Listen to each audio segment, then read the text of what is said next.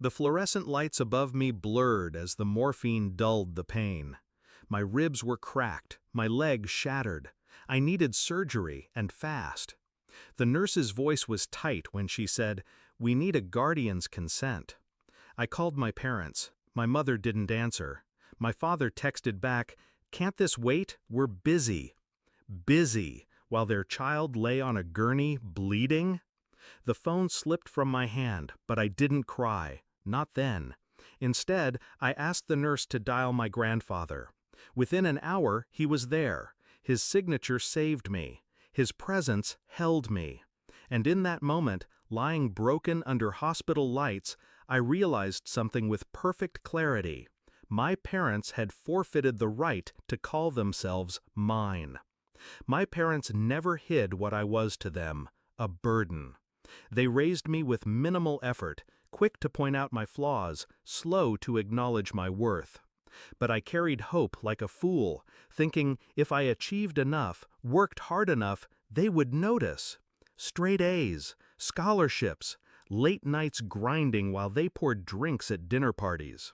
They never came to my recitals, never remembered my deadlines. Grandpa did.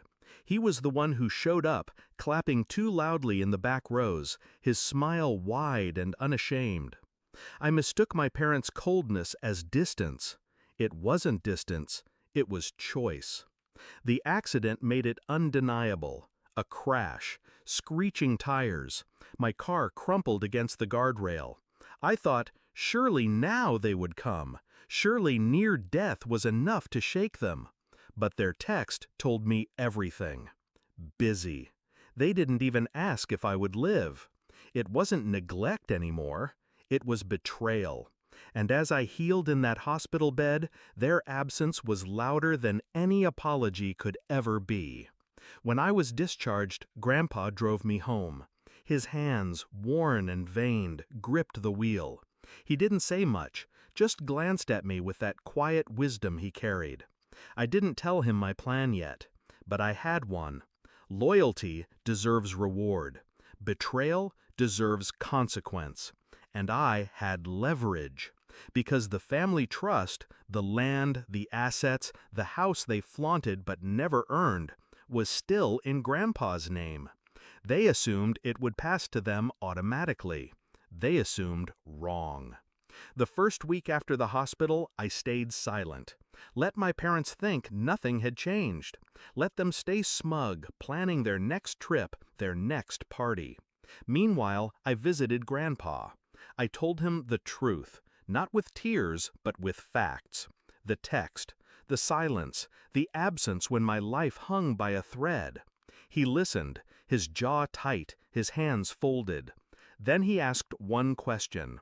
And who was there for you? I met his eyes. You. 3 weeks later, the papers were ready. His lawyer drafted them carefully. The trust amended, assets redirected, inheritance reassigned. Everything my parents assumed would be theirs was signed over. To me. I walked into their living room with the envelope in my hand. They barely looked up from their glasses of wine. My mother's first words weren't, "How are you?" but, "You're walking better, finally." I set the papers on the table between us. Read. My father frowned, unfolded them. His eyes scanned the words, then froze. My mother leaned over, her breath catching. They read again and again. Finally, my father's voice cracked. "He wouldn't?" I cut him off, calm, cold. He did. The silence that followed was delicious. The house, the land, the accounts, they were gone, out of their reach. My mother's hand trembled around her glass. "After everything we've done?" I laughed, a short, sharp sound. "Exactly. After everything you've done." I left them there, drowning in shock, their empire dissolving like sugar in water. Now, when I sit on the porch of the land that is legally mine, Grandpa beside me, I don't feel pity. I feel peace.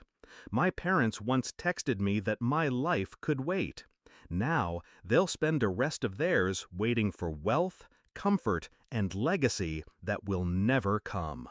I used to ache for their approval. Now I realize indifference is deadlier than hate. And when I signed those papers 3 weeks after the accident, I didn't just secure my future, I ended theirs.